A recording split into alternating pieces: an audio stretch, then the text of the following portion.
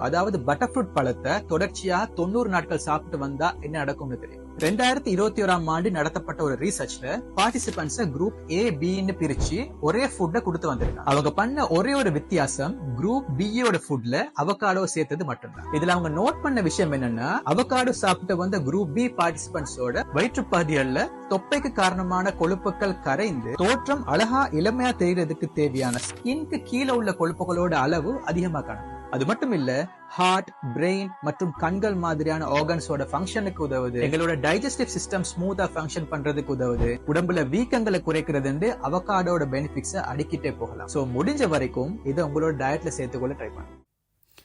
அவகேடோவில் நான் முதல் அந்த ரேப் செய்த மாதிரி இதில் வந்து ஸ்மூதியும் நிறுவனம் அதில் செஞ்சிருப்பார். அதை தான் இதில் ஊத்துறேன்.